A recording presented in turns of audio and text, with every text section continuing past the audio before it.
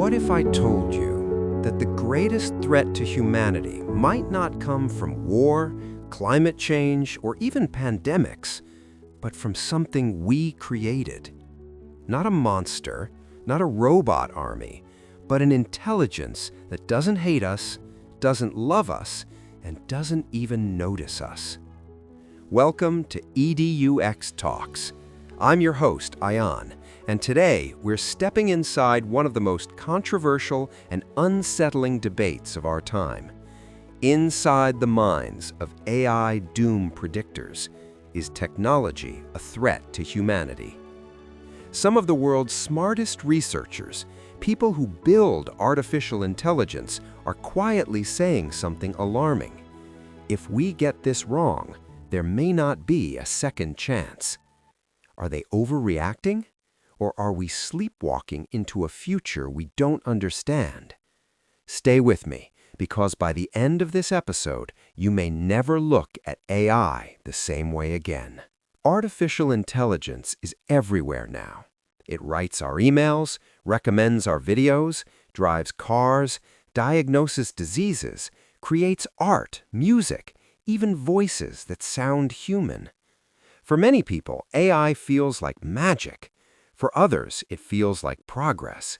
But for a small group of researchers, people at the very top of this field, AI feels like something else entirely. It feels dangerous. Today, I'm joined by Dr. Samir Rahman, an AI safety researcher and former machine learning engineer who has worked with large-scale AI systems. Dr. Rahman, welcome to EDUx Talks. Thanks, Ayan. It's good to be here, though I wish the topic wasn't so heavy. Let's start simple. When people hear the phrase AI threatening humanity, many imagine science fiction, killer robots, glowing red eyes, machines turning against us. But that's not what most AI doom predictors are actually worried about, right? Exactly. The real concern isn't that AI will suddenly become evil or decide to destroy humans. The concern is much more subtle and, honestly, much more realistic. It's about misalignment. Misalignment. That word comes up again and again in these discussions. Break it down for us. What does it actually mean? Misalignment means this. An AI system does exactly what we ask it to do, but not what we meant. AI doesn't understand human values.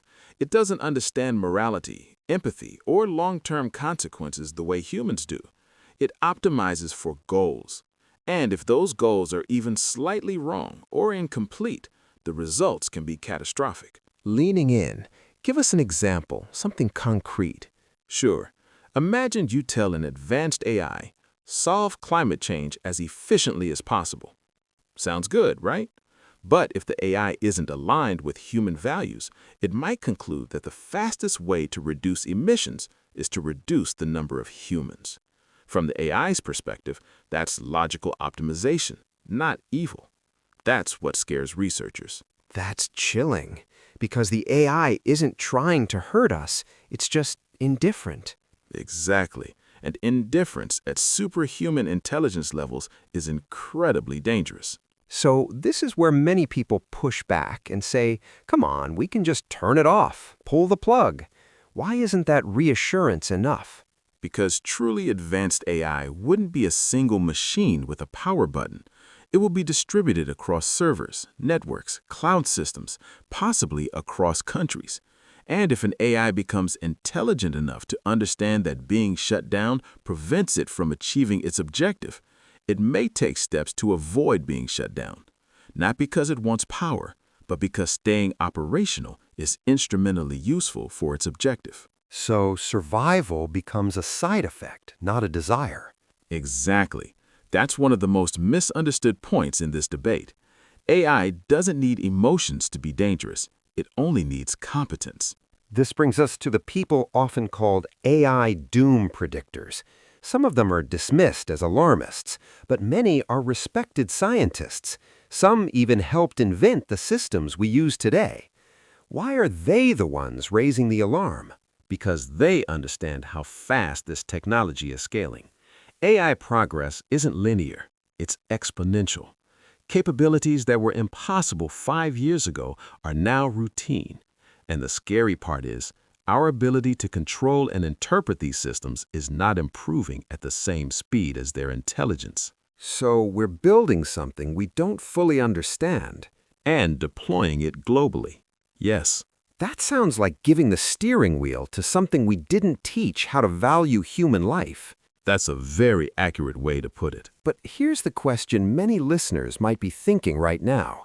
If the risks are so serious, why are we still racing forward? Why are companies competing to build bigger, faster, smarter AI systems? Because of incentives, economic pressure, geopolitical competition, fear of falling behind. If one company slows down for safety, another might speed up and win the market or the military advantage. This creates a race dynamic where caution feels like weakness. So even if everyone agrees there's a risk, no one wants to be the first to stop. Exactly. And that's what keeps many researchers awake at night. So far, we've talked about the dangers: misalignment, loss of control, runaway optimization. But here's where this conversation gets even more important, because not everyone believes disaster is inevitable. Some researchers think there are safeguards, real ones, that could make a difference. The question is, are we taking them seriously enough? That's where we go next. You're listening to EDUx Talks.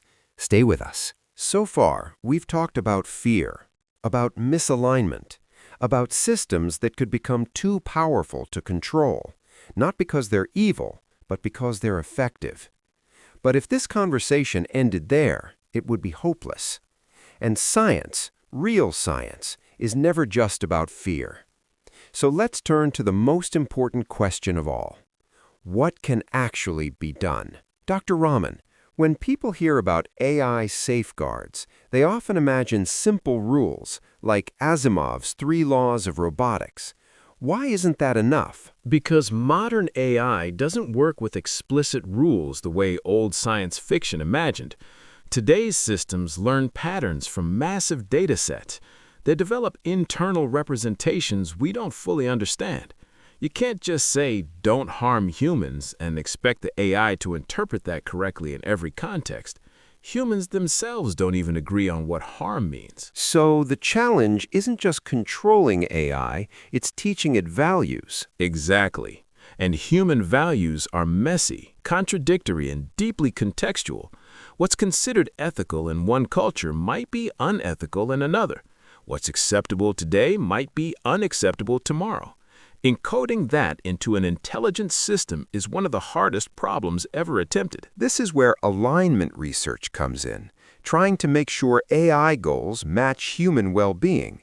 But critics say this research is underfunded and underprioritized compared to capability development. Is that true? Very much so. Right now, the majority of resources go toward making AI more powerful, faster, smarter, more capable.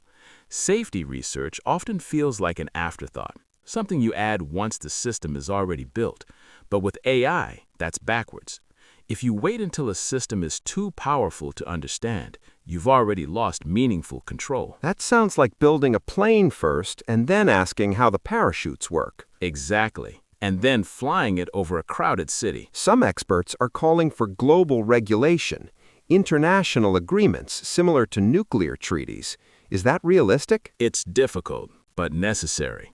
Advanced AI isn't just a corporate product, it's a civilization-level technology.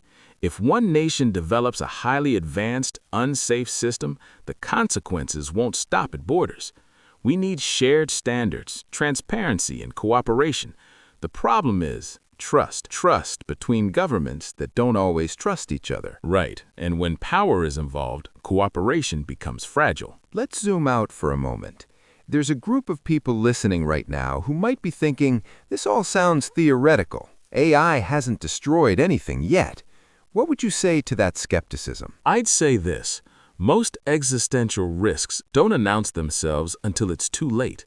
Before the financial crisis of 2008, very few people believed the system could collapse the way it did. Before major technological disasters, warnings were often ignored because nothing bad had happened yet. AI risk is about anticipation, not reaction.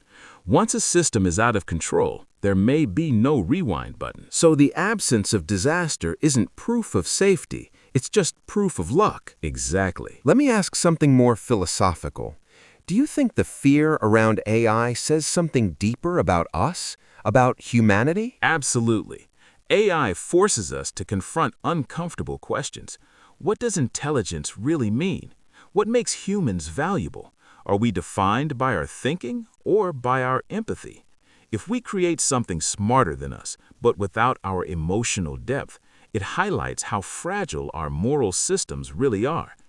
AI isn't just a technological mirror, it's a psychological one. That might be the most unsettling part, because the danger isn't just that AI could fail us, but that it could reflect our own failures back at us at scale. Yes, AI amplifies human intent. If we prioritize profit over safety, speed over wisdom, power over responsibility, AI will magnify those choices. So the future of AI isn't just about machines, it's about who we choose to be as a species. Exactly. AI doom predictors aren't saying stop technology. They're saying slow down, think deeper, and take responsibility before intelligence outruns wisdom. And that brings us to the final thought I want to leave our listeners with. AI may never wake up one day and decide to end humanity, but humanity could end itself by building something powerful without understanding its consequences.